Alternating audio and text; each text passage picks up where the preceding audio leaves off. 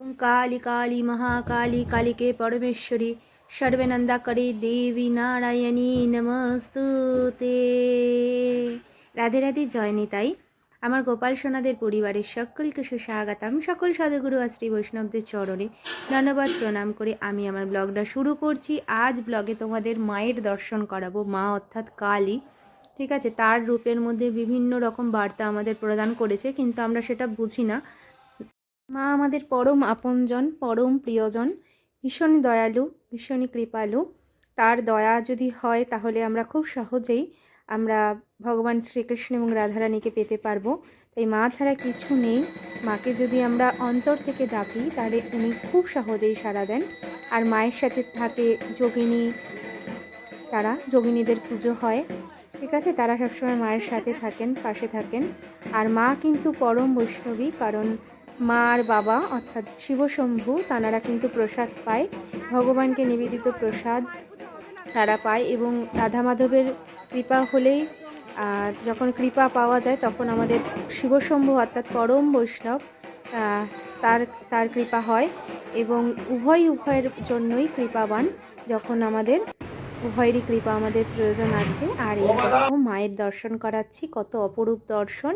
এটা আমাদের পাড়ার মা, আমাদের বাপের বাড়ির পাড়ার নাম কালীমাতা, তাই জন্য মায়ের নামেই করা হয়েছে। আর এই দেখো কত সুন্দর অপরূপ দর্শন। তাই আমাদের সকলকে নিয়েই চলতে হবে, কাউকে বাদ দেওয়া যাবে না। আমরা সকলেই কৃপা প্রার্থী, তাই তাদের কৃপা হলেই আমাদের খুব সহজে রাধা মাধবের কৃপা হয়। আর রাধা মাধবের কৃপা হলে আমরা খুব সহজেই শিবশম্ভুর কৃপা পাই। তাই আমাদের সকলকে নিয়েই চলতে হবে।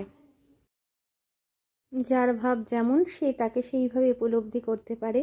দেখো মা জিহ্বায় কামড় দিয়েছে দন্ত দ্বারা, কিন্তু বলছে এখানে যে আমার যে ভাব আসে, যে মানে নিজের যে বাক, যে কথা বলার ধরন, খারাপ কথাকে সংযত করো, এইভাবেই উনি আমাদের শিক্ষা দিচ্ছেন। এত সুন্দর দেখো, মায়ের নয়নগুলো দর্শন করলে যেন মনে হয় যিনি আমাদের কত করুণা করছেন। কিন্তু সবথেকে বড় কথা আমার খুব খারাপ লাগে, সেটা একটু ব্যক্ত করব, সেটার জন্যই আর কি এই ব্লগটা আরও বিশেষ করে করা। আর এই যে মাকে দর্শন করো, এই মা হলো আমার স্টুডেন্ট সৌমিলিদের বাড়ির কালী পুজো, সেখানের একটা ছোট্ট অংশ তোমাদের সাথে শেয়ার করে নিচ্ছি। ওদের বাড়ির মাকে মন্দিরে উনি সেবিত হন, ওর বাড়ির মন্দির, সেই মন্দিরের মা। আর এই দেখো সকলকে দর্শন করি, সকলকে দেখাচ্ছি। এই যে আমার স্টুডেন্ট প্রীতি, সৌমিলি, আর ও দেখো ক্লান্ত বড়ই উপোস করেছে। আর এই দেখো পদ্ম ফুলগুলো ফোটাচ্ছে।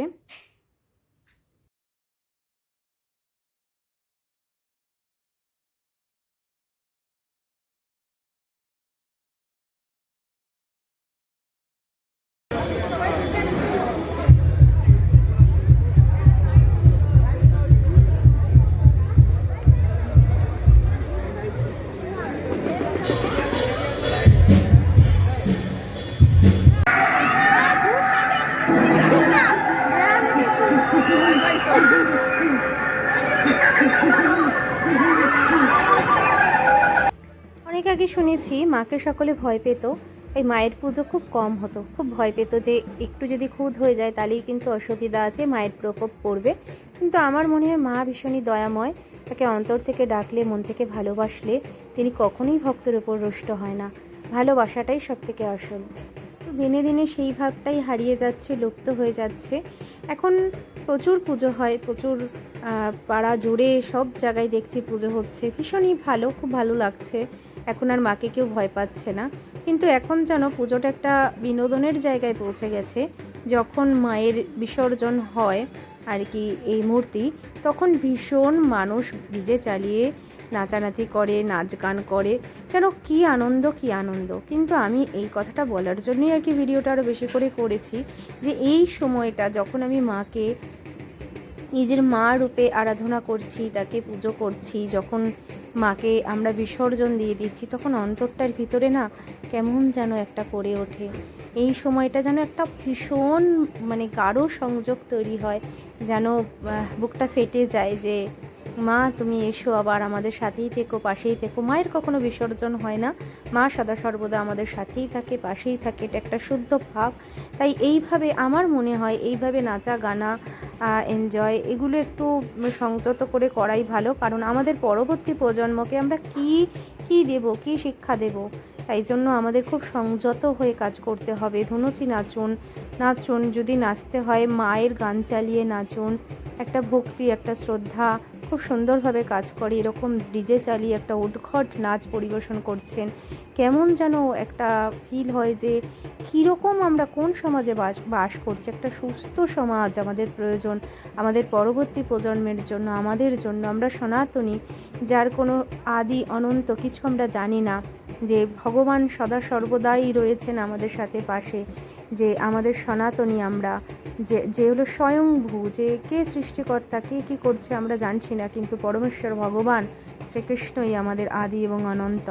তাই জন্যই আমাদের সেইভাবে চলতে হবে, সংযত হতে হবে এবং আমাদের অন্য কাউকেও সংযত করার শিক্ষা দিতে হবে। তারপরে বাকিটা রয়েছে তাদের উপর কে কী করবে, কিন্তু আমার এটা বলাটা ভীষণই দরকার মনে হলো, তাই জন্য আমি জানালাম।